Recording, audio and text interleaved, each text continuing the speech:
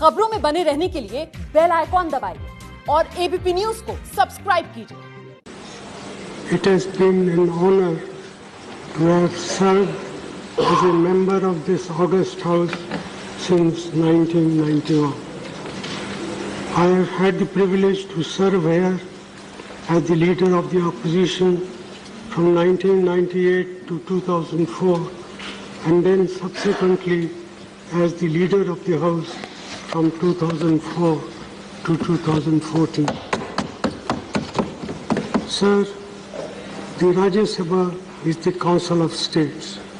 I have had the privilege to represent the state of Assam as its Rajya Sabha member for 5 terms, from 1991 to 2019.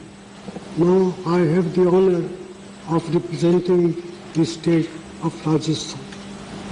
India has had 2 chambers from pre-independence days. Still, it was after intense debate that the Constituent Assembly, especially the Union Constitution Committee, arrived at a consensus on the need for a bicameral system. Today, as we celebrate the 250th session of the Rajya Sabha, it is appropriate for us to reflect on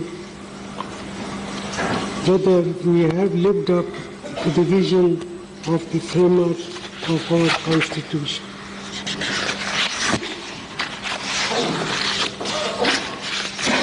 So, the task before us was spelled out by our first chairman, Dr. Radhakrishnan, during the very first session of this august house.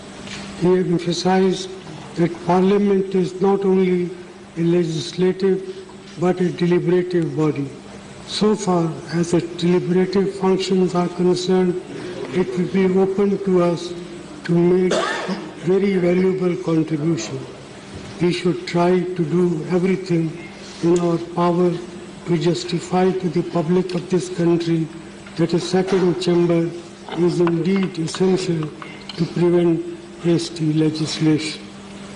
During the drafting of the Constitution, Shri Gopalaswamy Iyengar advanced 3 reasons why India needed a second chamber. He expected that the Rajya Sabha would A. hold dignified debates, B. delay legislation which might be the outcome of passions of the moment, and C. provide opportunities to seasoned people who might not be in the thick set of political fray, but who might be willing to participate in the debates with the amount of learning and importance we do not ordinarily associate with the House of the People, unquote. For the manner in which the role of the Rajya Sabha has evolved, we have much to thank Prime Minister Jawaharlal Nehru. He asserted that neither House had any particular superiority over the other. He regarded the Rajya Sabha as an equal partner with Lok Sabha in the affairs of the state. But for his effort, the Rajya Sabha would have been reduced to a mere second or revising chamber and relegated to a secondary position in our parliamentary system. Pandit Nehru asserted, and I quote, "The successful working of our Constitution, as of any democratic structure, demands the closest cooperation between the 2 houses. They are, in fact, parts of the same structure, and any lack of that spirit of cooperation and accommodation would lead to difficulties and come in the way of proper functioning of our Constitution. It is therefore particularly to be regretted that any sense of conflict should arise between the 2 houses, unquote." Sir, as explained by Dr. B.R. Ambedkar in the Constituent Assembly, the Rajya Sabha represents a crucial component of the constitutional system of checks and balances.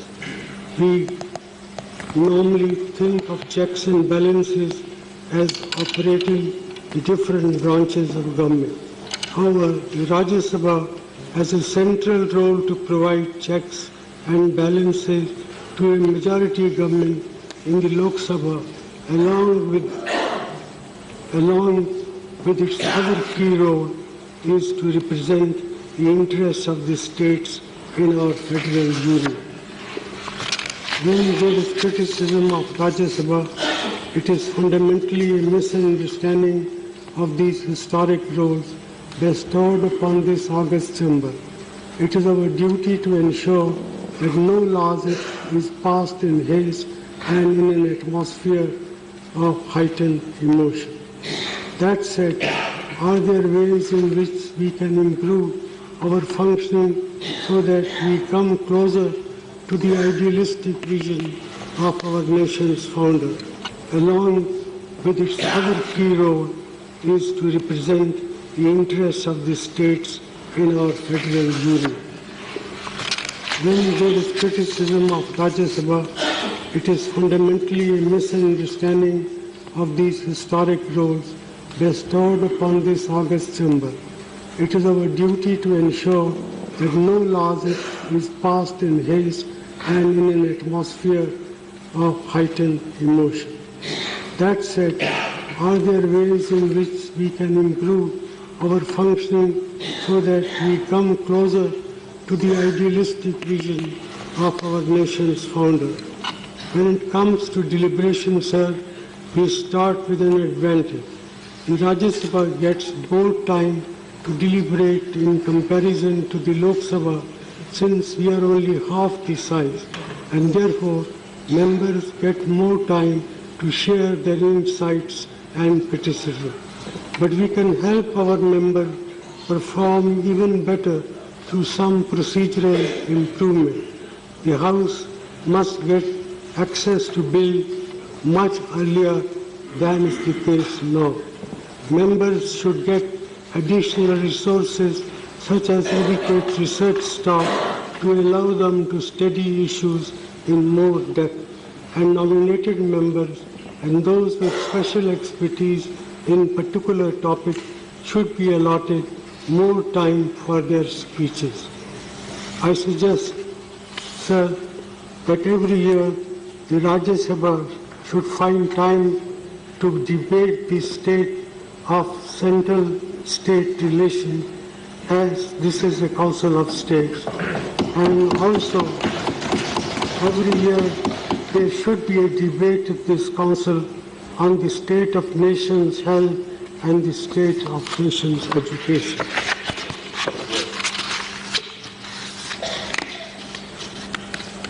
One recent innovation that has led to smoother functioning was introduced by our previous chairman, Shri Hamid Ansari. He saw that the House was losing valuable time when members wanted to adjourn question hour to raise issues of urgent national importance. He therefore switched the timing of 0 hour and question hour. The question hour was moved to 12 noon, while 0 hour was slotted at 11 a.m.